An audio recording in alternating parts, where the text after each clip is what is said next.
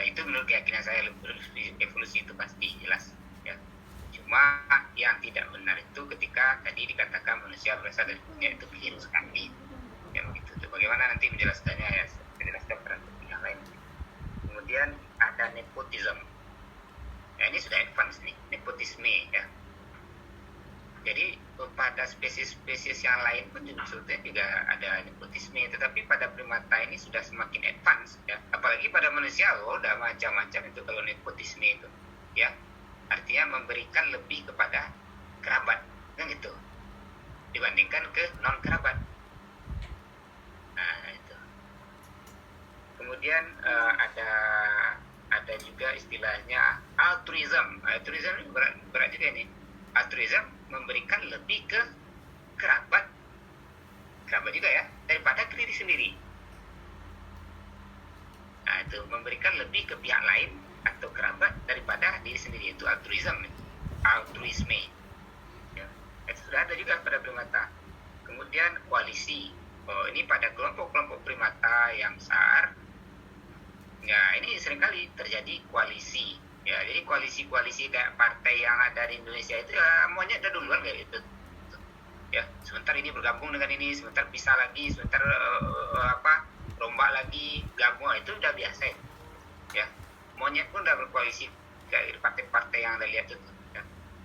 Kemudian rekonsiliasi, perbaikan kembali setelah terjadi permusuhan, itu juga terjadi pada hewan primata, sudah terjadi. Gimana meneliti ini? Ada metodenya ya. Apakah memang betul mereka berbaikan lagi setelah terjadi perselisihan gitu? Gimana kita mengujinya? Bisa diuji ya, ada metodenya untuk menguji ini.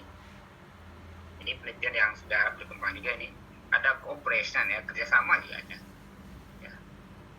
Ini juga banyak dilakukan di eksperimen ini ya, tentang cooperation ini.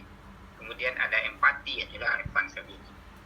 Empati ini kan seolah merasakan perasaan orang lain, pihak lain ya, seolah-olah Anda merasakan penderitaannya ketika dia kerabatnya atau orang tuanya meninggal misalnya, Anda merasakan sedih seperti apa dia merasakan, itu empati seperti itu sudah ada. Jadi pada primata, pada level yang mana, spesies yang mana, itu juga beda-beda. Okay. Kemudian altruisme tadi sudah saya singgung. Morality, morality saya coret di sini, belum lagi. Morality barangkali mungkin itu identik untuk Homo sapiens, untuk human primate, itu saja dulu ya. Kita belum berbicara morality pada spesies yang lain. Apa perlunya kita mempelajari tingkah laku ya, memahami tingkah laku manusia ini menarik ya. Dengan berkaca pada spesies-spesies kerabat-kerabat kita juga bisa memahami bagaimana tingkah laku kita ya. Kenapa ada nepotisme itu kan ada hubungannya dengan primata. Bagaimana ada altruism tadi ya, itu juga berhubungan dengan itu ya. Kenapa kita mesti mati-matian menjaga keluarga kerabat kita ya, itu kita bisa belajar dari primata juga ya. Kemudian untuk konservasi kita perlu belajar juga, pengendalian hama kita juga perlu belajar dari primata juga. Ketika kita mau menyelamatkan primata yang dilindungi atau yang terancam punah misalnya, atau yang critically endangered misalnya seperti orang hutan itu ya, kita harus tahu bagaimana kebutuhannya, bagaimana kebutuhan wilayah, kebutuhan kawinnya, kebutuhan makanannya ya, kebutuhan perlindungan, semua kita harus teliti itu supaya kita harus belajar itu sehingga kita bisa menyelamatkannya.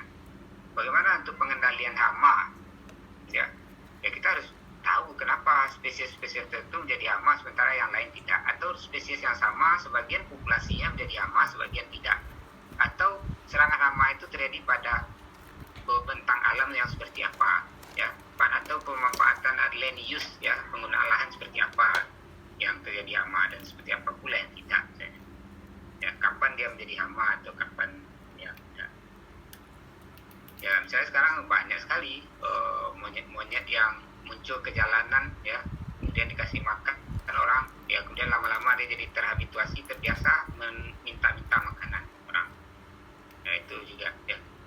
Kemudian ada juga untuk eksibisi ya, pertunjukan ya, tapi topeng monyet dilarang. Itu topeng monyet memang kurang manusiawi Kalau tabel yang bilang manusiawi enggak juga kurang kurang kurang kurang kurang primat. monyetan. Nah itu ya. Jadi kurang sekali. Jadi enggak lagi ya. Tapi mungkin eksibisi dalam bentuk pertunjukan dipertontonkan di kebun binatang saja barangkali mungkin masih punya nilai edukasi. Tapi kalau dilatih seperti topeng monyet itu sudah enggak itu lagi ya. Kemudian bisa jadi menjadi spesies-spesies yang indikator, itu bisa saja. Ya, kenapa indikator ya? Karena misalnya Ilobates agilis atau umpo atau Ilobates molok di Jawa ya, itu bisa menjadikan indikator bahwa hutan itu masih bagus. Ketika kita menemukan dia di hutan itu masih bagus.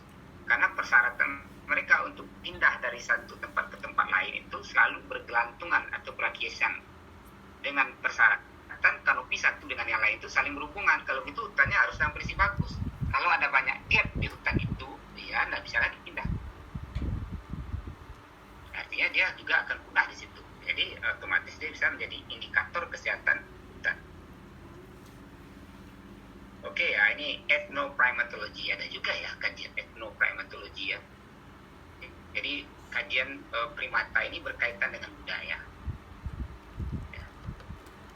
Jadi ada folklore ya, folklore itu ya kesenian daerah ya, ya bagaimana ini dipersepsikan three wise monkey ini ya, itu ini budaya ini tidak ada di kita ini, budaya ini ada di Cina dan Jepang ini, Korea juga ada ya, three wise monkey ini. Jadi kemudian apa cultural perception ya, bagaimana secara kultural tadi saya sudah singgung di awal tadi. Kemudian ada metafor ya, kiasan ya, kemudian ada arts seni ya yang berkaitan ya, itulah di budaya Indonesia ini tidak banyak seni-seni yang berkaitan dengan monyet. Tidak berani orang bikin lukisan-lukisan monyet karena konotasinya lebih sering negatif, kecuali ya mungkin budaya-budaya Hindu, Bali itu bagus ya, mereka bisa mengapresiasi kecerdasan kepintaran para monyet itu bisa mereka eksplor dalam karya seni, dalam bentuk karya seni ya. Coba sekarang kita lihat metafor kiasan. Ada enggak tahu kiasan yang menggunakan kata monyet atau primata atau sebangsa primata? Baik dalam bahasa Inggris, bahasa lokal, bahasa Indonesia, ada enggak tahu? Saya kalau dalam bahasa Minang saya banyak tahu.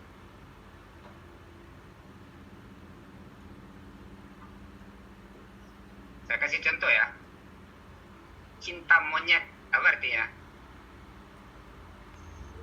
Cinta masa kecil, Pak. Cinta masa kecil, artinya immature love, cinta yang belum matang kan? Ya kan? Dalam bahasa Inggris ada juga istilahnya monkey business. Apa tuh monkey business?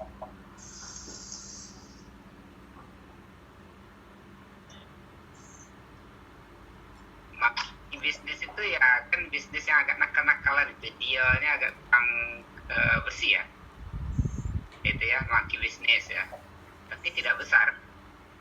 Nah, jadi itu konotasinya masih dia sedikit negatif. Tapi kalau dalam bahasa Minang ya mungkin Anda nggak ngerti, tapi ya, saya kasih contoh misalnya seperti bentuk baru tidak terjual. Nah, bentuk baru tidak terjual itu artinya seperti baru yang tidak terjual.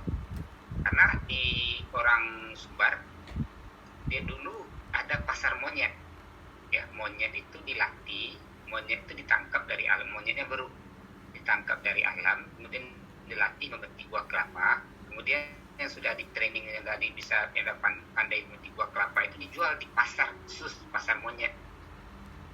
Nah jadi kiasan tadi mengatakan bentuk baru tidak terjual atau seperti monyet baru yang tidak terjual, itu artinya baru itu ditambatkan di suatu pancang di pasar itu, dia melamun ya kan, bukan melamun, dia duduk seperti biasa aja, tapi terkulai-kulai gitu ya, agak prihatin, siapa pula tuan, mana pula lah tuan saya nanti malam lagi, apakah dia akan sayang ke saya atau tidak, apakah saya akan diberinya makan atau tidak, seolah-olah begitu, merenung ya. Jadi seperti baru yang tidak terjual, belum laku. Jadi artinya galau. Kalau bahasa anak mudanya galau, jadi monyet galau. Ada lagi banyak ya, misalnya sepanjang kali baru artinya sepanjang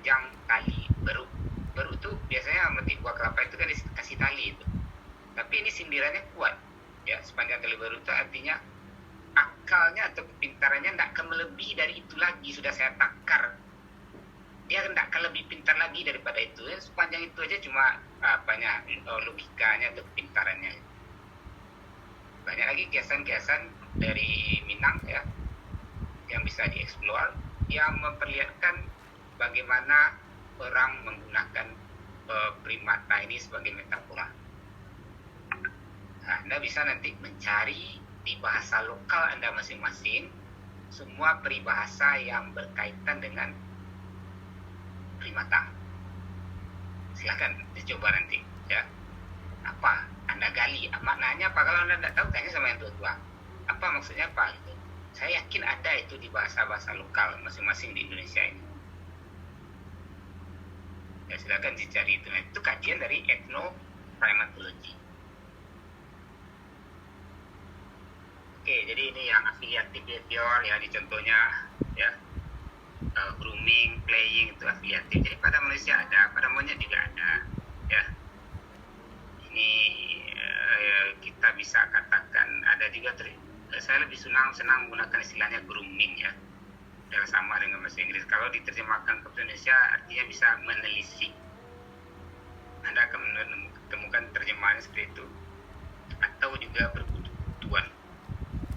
Ya, tapi ya grooming lebih cocok. Kemudian ada yang agresif behavior, juga ada sosial, ini akan kita pelajari nanti. Ini keragaman dalam sosial behavior pada primata. Ini trik-trik ya, strategi sosial. Jadi saya akan jabarkan lebih luas nanti ini bagaimana primata itu menggunakan signal tertentu untuk mendekati individu lain yang lebih dominan sehingga mentolerir keberadaannya. Ini penelitian saya dulu ini. Ya, ini foto ini saya ambil di Jepang dulu ini ya. Bagaimana hebatnya strategi anak-anak mendekati jantan yang dominan sehingga tidak mendapat agresif behavior.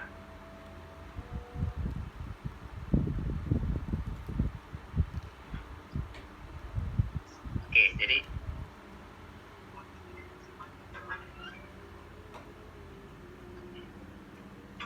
kemudian behavioral ekologi ya, kita di sini ada tentang teritori ya, daerah jelajah. Di contoh di hutan pendidikan dan penelitian biologi itu kita sudah mengukur bagaimana teritori daerah jelajah dari Hylobates agilis. Dan kita punya spesies banyak primata di hutan ini bersebelahan dengan kampus. Ada 7 spesies primata.